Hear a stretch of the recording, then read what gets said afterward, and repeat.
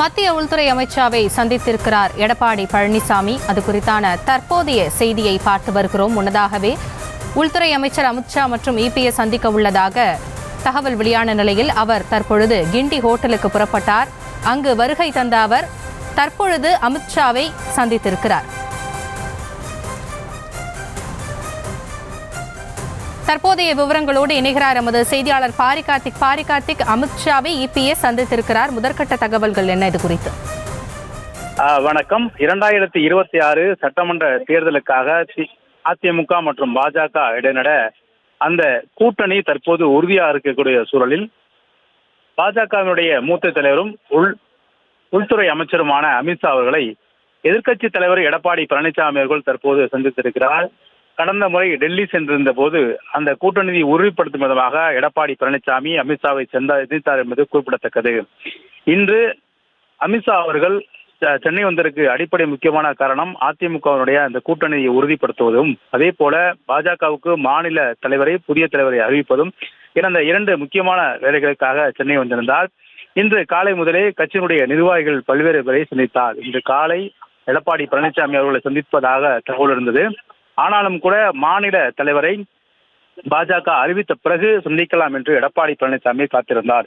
இன்று காலை 11 மணிக்கு அவர் சந்திப்பார் என்று கூறப்பட்ட நிலையில் தற்போது வரை அது கால நீடிப்புக்கு முக்கியமாக காரணம் பாஜக தன்னுடைய மாநில தலைவரை அறிவிக்கும் வரை காத்திருப்பதாக அவர் கூறினார். ஏற்கனவே அண்ணாமலை அவர்களுடைய பல்வேறு பிரச்சனைகள் அடிப்படையில் தான் 2024 நாடாளுமன்ற தேர்தலில் இரண்டு கட்சிகளும் தனித்தனியே தேர்தலை சந்தித்தார்கள். 2021 சட்டமன்ற தேர்தலில் பாஜக மற்றும் அதிமுக என இருவரும் கூட்டணியில் சேர்ந்து தேர்தலில் நின்று 4 சட்டமன்ற உறுப்பினர்களை பாஜக வெற்றி பெற்ற நிலையில் 2024 நாடாளுமன்ற தேர்தலில் இருவரும் தனியாக நிற்பதற்கு அவர்கள் வைத்த அடிப்படை முக்கியமாக குற்றச்சாட்டு அண்ணாமலை எங்கள் கட்சியினுடைய தலைவர்களை பற்றி தவறாக பேசுகிறார் என்றும் கடுமையாக விமர்சிக்கிறார் என்றும், குறிப்பாக அதிமுகவையும் ஒரு ஊழல் கட்சி என்று அவர் குறிப்பிட்டிருந்ததையும் அவர்கள் சுட்டிக்காட்டி, எனவே அண்ணாமலை தலைவராக இருக்கும் வரை நாங்கள் கூட்டணியில் இருப்பதற்கு சாத்தியமே இல்லை என்ற அடிப்படையில் தான் அதிமுகவினர் அந்த கூட்டணியை விட்டு வெளியே வந்தார்கள்.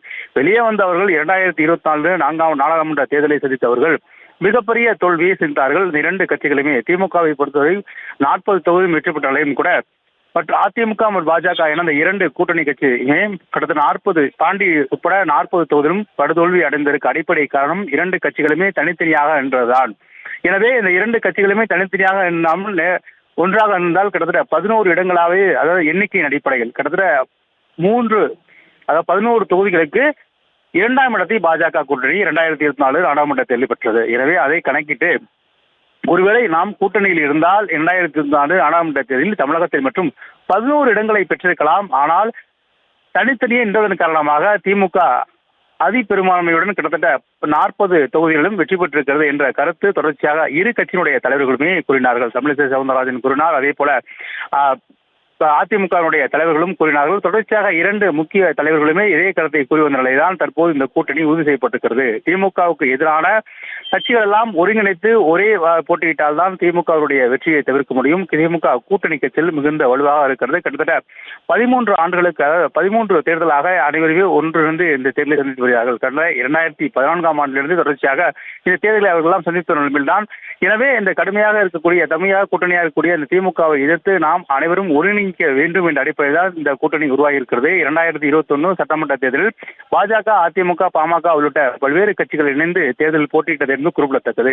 அந்த அடிப்படையில் தான் வலுவாக இருக்கக்கூடிய திமுகவை எதிர்க்க வேண்டும் என்றும், அதே போல திமுகவுக்கு எதிரான சக்திகள் சிதறி இருந்தால் அது திமுகவிற்கு ஒரு வாய்ப்பாக அமைந்துவிடும் என்ற அடிப்படையில் தான் தற்போது அந்த திமுகவுக்கு எதிராக இருக்கக்கூடிய அனைத்து எதிர்க்கட்சிகளுமே ஒருங்கிணைக்கும் முயற்சியில் அமித்ஷா அவர்கள் ஈடுபட்டு தற்போது அதிமுகவும் அந்த கட்சி கூட்டணியில் ஈடுகிறது. இதன் மூலமா 2026 சட்டமன்ற தேர்தலை பொறுத்தவரைக்கும் இரண்டு கட்சிகளுமே கூட்டணி அமைத்து போட்டியிடும் என்று எதிர்பார்க்கப்படுகிறது. அதன் அடிப்படையில் தான் அவர்கள் வைத்த முதல் கோரிக்கை அண்ணாமலையை மாற்ற வேண்டும் என்று கோரிக்கை வைத்தார்கள்.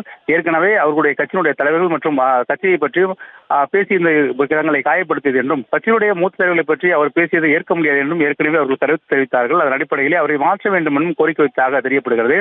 அதன் அடிப்படையிலே தற்போது அவர் மாற்றப்பட்டு புதிய தலைவராக நயினா நாகேந்திரன் தற்போது 4 மணிக்கு உறுதி செய்யப்பட்டார். அதாவது இன்று காலை முதலே வேட்பாளர்கள் அறிவிக்கப்பட்டு 2 முதல் 4 மணி வரை பாஜகவினுடைய தலைவர் வேட்பாளருக்கு பரிந்துரை செய்யப்படும் என்ற அடிப்படையில் வேட்புமனு தாக்கல் நயினா நாகேந்திரன் தவிர வேறு யாருமே செய்யவில்லை என்ற அடிப்படையில் மீண்டும் அவர்